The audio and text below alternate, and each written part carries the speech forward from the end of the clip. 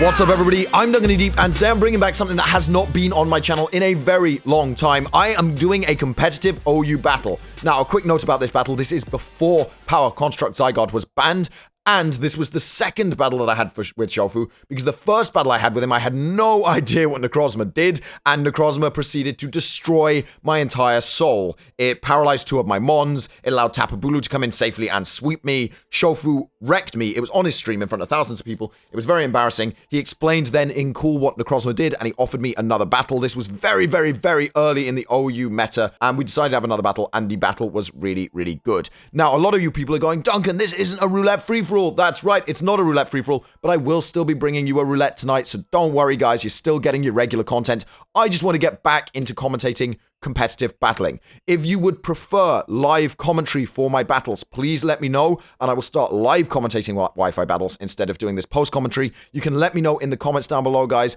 I want your feedback. I want to know what you guys want to see on the channel, because while it is my channel, you guys are my audience, and I'm trying to entertain you. This was an excellent battle, and I hope you enjoy it. We're going to jump right into it here and battle against my boy Shofu. Now, you guys know who Shofu is. If you don't know who Shofu is, you should go and sub to him. I'm using a team that was passed to me by PokeMMD, and then I actually made some real changes to it. I changed a lot of stuff. I led off with Xurkitree, Witty Pun. I love this Pokemon. I love its name. I love its design. I love the way it's used in battle. And Shofu led off with Pheromosa, a very, very scary Ultra Beast. Now, I am a Scarf Xurkitree. Shofu already knew this. He has seen this team before, so he is going to switch out into Mars Bars. He's not about to get caught by a Scarf Xurkitree Volt Switch taking out his Pheromosa. I'm going to Volt Switch. Obviously, I knew he was going to switch. It was pretty obvious, so I wanted to get that switch advantage, and I'm going to go into my Weavile. Now, as I said before, this thing destroyed my team in the first battle. Necrozma absolutely wiped me out. He obliterated me, and I was not about to allow that to happen again. Something Shofu didn't know about, just like I didn't know about how Necrozma worked, Shofu did not know that Weavile tends to run Darkinium Z and the nice Throat Chop for the Black Hole Eclipse Z move. This Z move looks incredible and is amazingly powerful. Weavile hits like a truck with this move, and even with all of Necrozma's bulk, even with all of Necrozma's ability that reduces the damage of super effective moves, there is no way it is living this Black Hole Eclipse. This OHKO's Shofu's Necrozma. Easy peasy, taking out that huge threat to my team. He goes back into Lusamine. Now, this thing is faster than Weavile and is easily able to OHKO it. I was predicting a U-turn here and decided to switch out into my Mega Skarmory. This is another super scary Ultra Beast, Celesteela. Now, Celesteela is super, super bulky. I love it. This is a very strange Celesteela set, but I really like what Joey's done with it. It's a Toxic Protect set, and then Flamethrower and Giga Drain just to deal with a couple of things that normally you'd struggle with. No stab on it at all, which is quite strange. But Shofu goes into Magnezone. Now, this was a really, really good switch on Shofu's part. The U-turn was really good.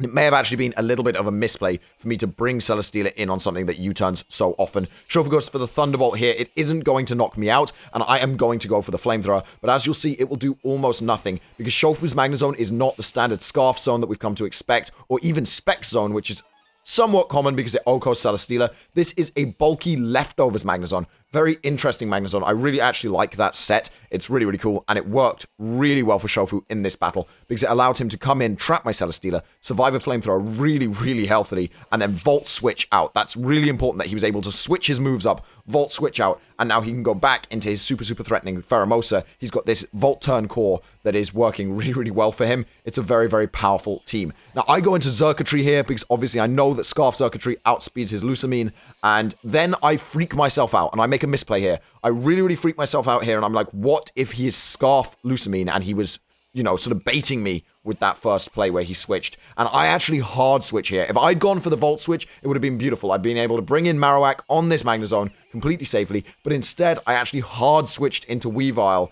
just in case it was Scarf Pheromosa. I was willing to sack Weavile at this point because it didn't deal with his team as much as my other Mons. Really, really bad play for me. Obviously, I switch out into Hunter, my Marowak here, because that deals with Magnezone. Shofu reads that switch perfectly and switches in. It's here! Power Construct Zygarde, the most threatening mon in this meta, has been banned now, and he goes for the substitute. I cannot allow this thing to have a sub or a Dragon Dance. If it gets a sub or a Dragon Dance, I lose this game. It sweeps my team. So I go for Shadow Bone here, preventing the substitute, and then my plan was just to Shadow Bone him again and again as he goes for subs.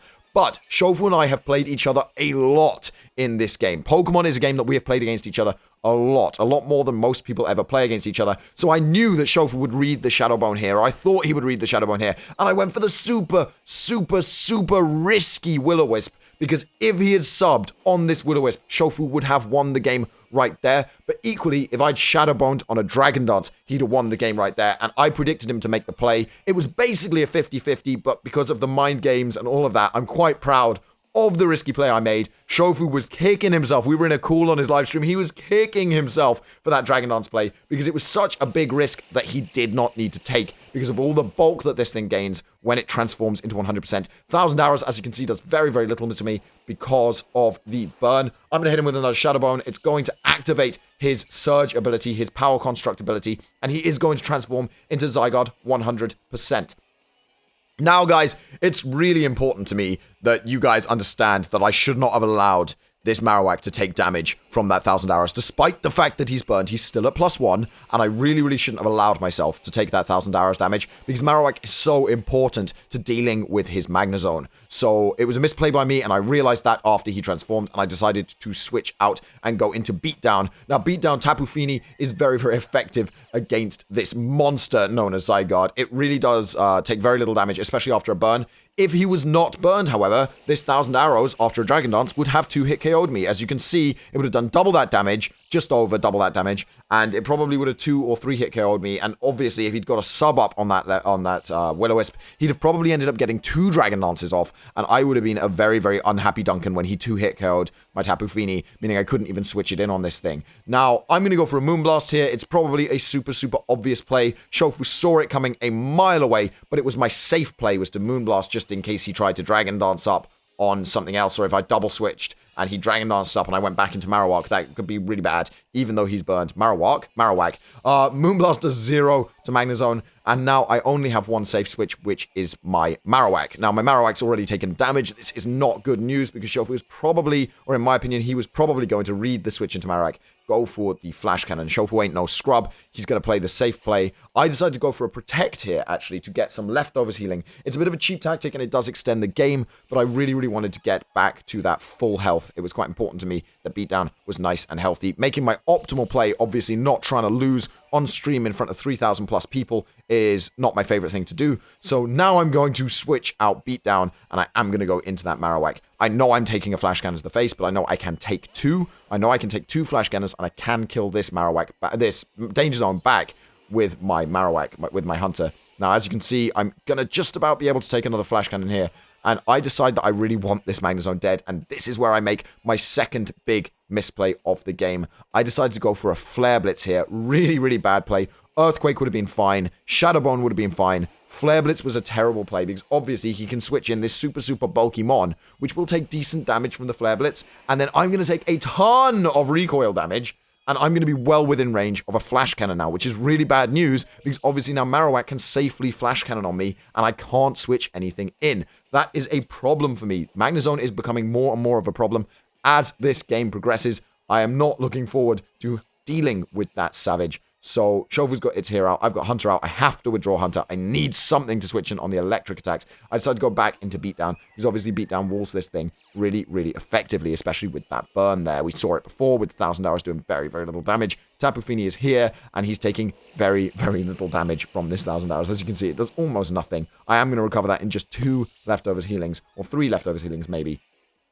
Really easy to survive. And I've got Protect, so I can obviously get myself some more leftovers healing. Again, here, a bit of a misplay. I should have predicted Magnezone coming in and doubled back into Marowak, but I wanted to make my safe play. I just clicked Moonblast. I really wanted to be safe.